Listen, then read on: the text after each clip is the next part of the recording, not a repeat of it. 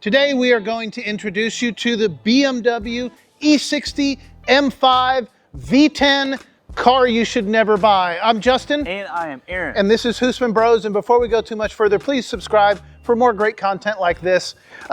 Here we are with another BMW. Have you ever wanted to drive an automatic but thought, you know, I need something that is a lot more complicated to drive, that's way too fast, and is super expensive to repair? And is incredibly fragile to boot? If so, this is your car. Cousin Patrick loaned this to us. He loaned us the other BMW Z8 and he said, you guys gotta try this car. Now, funny thing is, this is actually the second time that we have tried to review this car because the first time we tried, it broke on us. And the funniest part about that is that Patrick said, this one's built the right way. It is not gonna break on you. This is not just any E60 M5. This is a Dinan Performance M5.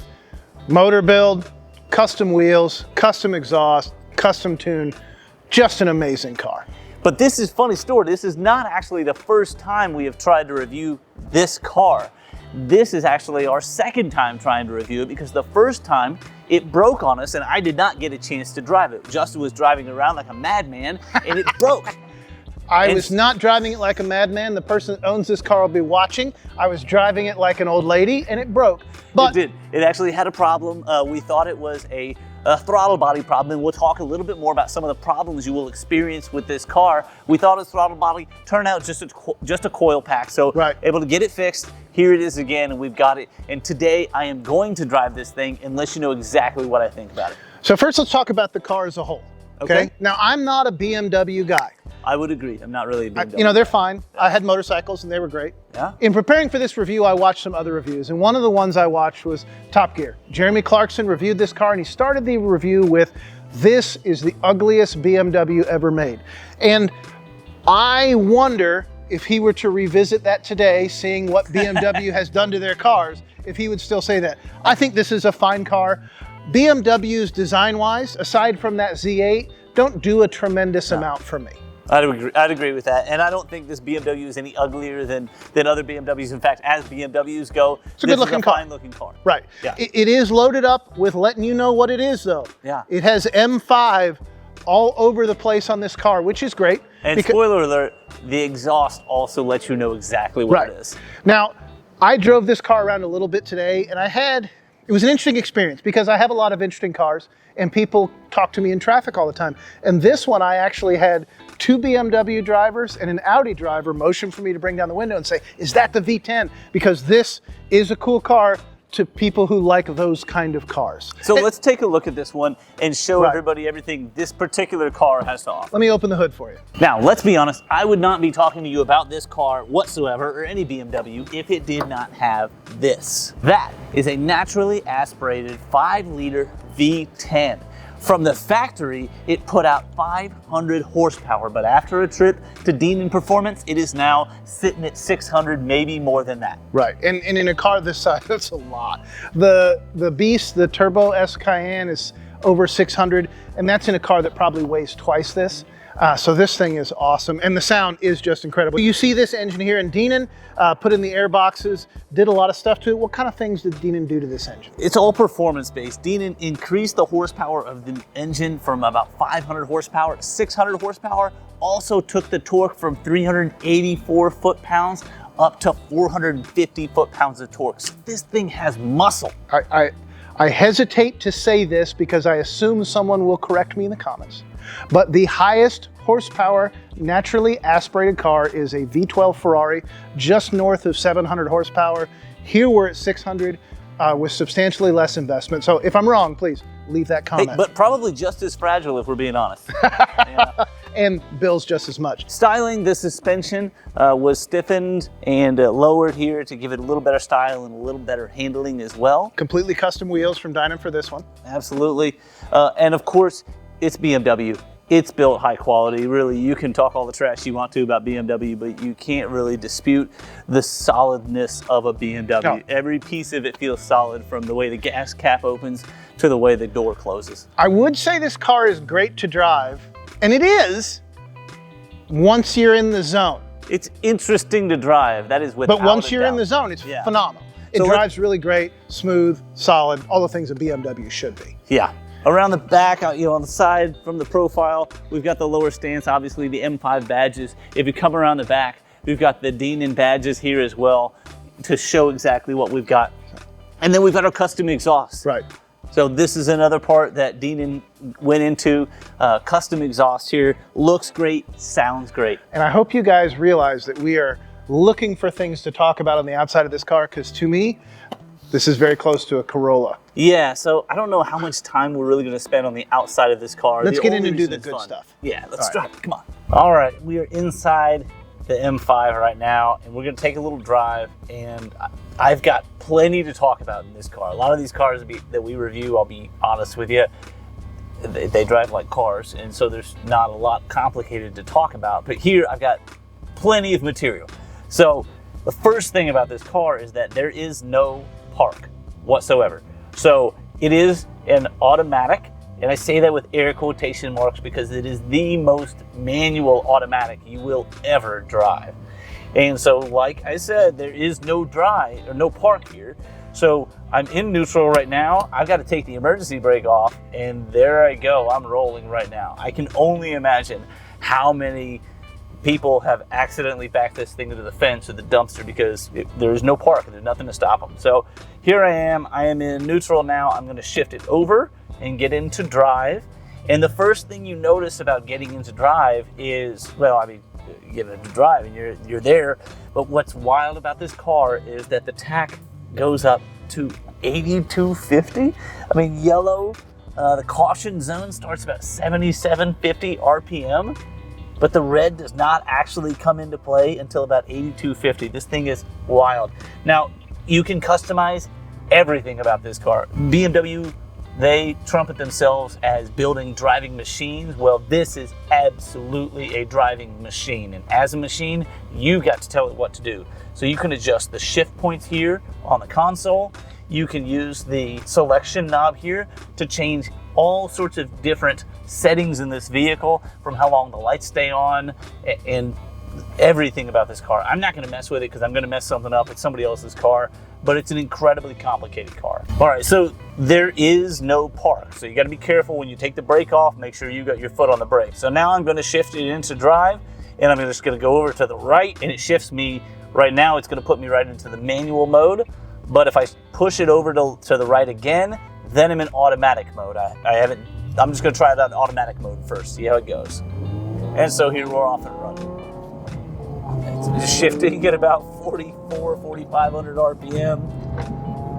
So again, I can change these shift points to make it shift lower if I want to, but certainly the smooth ride that you would expect from the BMW. Now, one little thing is the turn signals. They are kind of weird.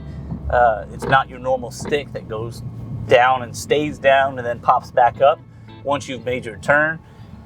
With this one, it goes down, but it comes back to its original position, and then once you've made your turn, it will turn off for you. Of course, if the turn is not a sharp enough turn, it's not going to cancel out for you, but let's be real, if you're driving a BMW, you're not using your turn signals anyways. This thing has really quick response. I don't know that I'd want to drive it in traffic a whole lot, but I'm just in the regular mode right here. And what's funny about the automatic, even in regular mode, the automatic, when it shifts, it feels like I'm driving a manual. It's got that lag. It's not a very smooth shift, but it's not like it's shifting really hard.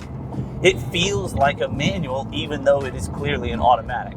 So I'm going to shift it over now and see how we do in the manual mode. When you're in the manual mode, you can just downshift as you're coming up to lights, and it's really fun to do that. I always like downshifting, especially in this, because you can hear the beautiful sound of the V10 with that custom exhaust that Dinan put in.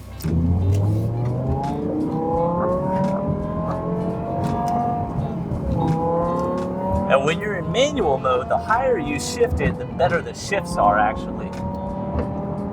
In automatic, like I said, you can feel that lag, you can feel yourself lunging forward, but not in the manual mode. It's there a little bit.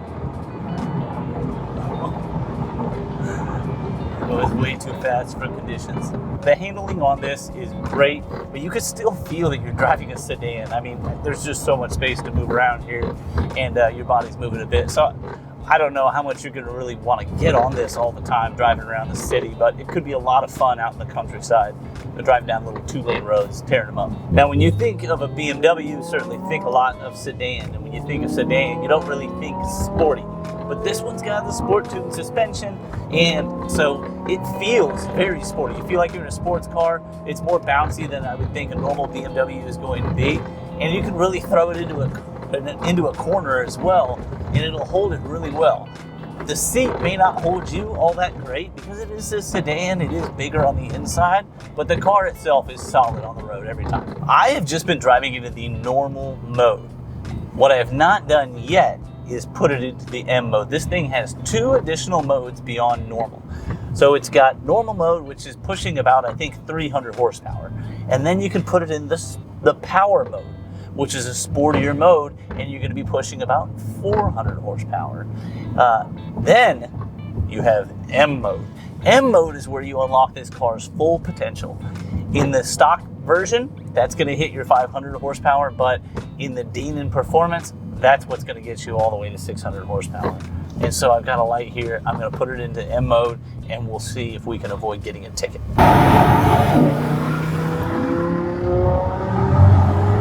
Now, in the M mode, this car is very twitchy. You can feel every little press of the accelerator or the brake. This thing will take off like a bat out of hell. I love, as an automatic, you take your foot off the brake and the car is rolling backwards. You gotta remember, this is an automatic-ish.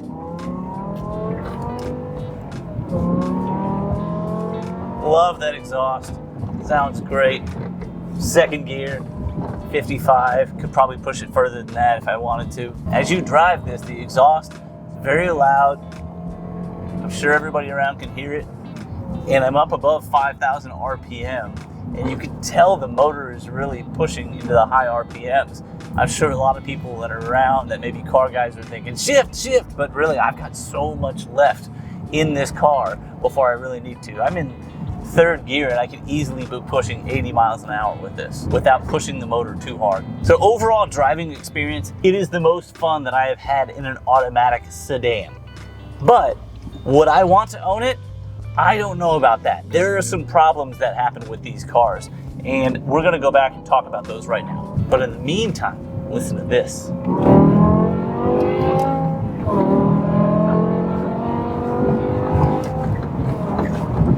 Okay, you made it back, and I presume it's unbroken because you came in here at a reasonable speed. Absolutely, I made it back, and more importantly, the car made it back too. Right. Now, we're making a lot of jokes about how unreliable this car is, but it didn't break on us. Not once during the filming of this video did this car break. It's been an hour. Yeah. So we're good to go. So we talked about some of the problems, but you've got a pretty comprehensive list of those problems. Yeah, the first thing that's gonna be a problem, or could be a problem, are rod bearing failures. That is going to be a catastrophic problem on it. Now, this car, built by Dinan, should have eliminated a lot of those problems. Even on a regular one that's not built. I mean, did you hear it? Absolutely. Rod bearings are not. That's the thing. And even with this one that's been built by Dinan, there is going to be a lot of pressure put on these rod bearings because this thing can absolutely go. And if you own one, you're probably going to do just that with it. I've been unable to drive this car slowly. Yes, I can understand why. Yeah, so rod bearing failures would be the #1 problem that you have to watch out for, because if that happens, if the rod bearings fail, they will shoot through the engine will blow up, and you will be sitting there looking at a $35,000 bill to replace the engine in this car. So don't do that. Don't buy a bad one. Okay, that's good advice. Absolutely. The second thing is the sequential manual gearbox in this car is subject to failure. Okay, well that's not great, but did you hear the little blippy thing when you drop it down in gear? I did, that's okay, fun. So that's good. Yes, but this thing is an automatic-ish. It's the most manual automatic I've ever driven. It is something different. Yeah, it's fantastic, it's fun to drive. It's the most fun automatic sedan that I have ever driven. But the sequential manual gearbox, if you're test driving one of these, you're checking it out, thinking about buying one, and it's acting clunky, beware. It's a little weird, and frankly, the way that gearbox is set up is part of what contributed to me driving it fast. It's just more fun to shift it. Absolutely. Right? Yep. Another very common problem in these vehicles is the Vanos problems. And when the Vanos pump fails, half your money, dust. Yes, variable valve timing problems can happen. Oh, with Vanos. Vanos. I thought you said Thanos. With a V. Yes, no. It's still going to turn your money to dust no matter what you call it. Absolutely, but the variable valve timing can be problems causing oil leaks and solenoid problems, so beware of that. I would say that all other things being equal, make sure that you know a BMW mechanic that knows these cars if you're shopping for one. Yeah, and we talked about this one earlier in the video, throttle body actuators. There are 10 throttle bodies on this car, and they all have to be timed up just perfectly and in sync, and they can potentially get out of sync, and it can run really clunky. When it did, what did we see? Oh, the red line dropped up and it went into limp mode right away. That's why we thought it was that, because this car is going to default towards limp mode because there are so many complex moving parts. If something goes wrong, you are going to have to fix it. You cannot wait. So to sum it all up, this car reminds me a lot of a boat. Best days when you buy it? I was thinking more like it's great when your friend has one and you can go and enjoy it with them. I would agree. And thanks to Cousin Patrick for loaning this car. You know, I think we probably talked some trash about this car in general, but this is a really neat car. I mean, boats are great. I love boats. Boats are a lot of fun. I just don't particularly want to own one, but maybe you are a brave soul. Right. Maybe you want to. Maybe you already own one of these. So tell us how awesome it is. Tell us what you love about it. Tell us what you hate about it. Tell us what questions you've got. So what is your opinion? Would you have this car? It's a boat, man. I would have a friend that has this You'd car. want me to have this car? I would love it if you would have this car. That'd be great. I would totally have this car as a second car. This is not a car I would want to drive every day. Don't buy this car. You cannot afford this car. I can afford this car. You can afford the car. You can't afford everything that comes with it, all right? Subscribe so I can buy this car.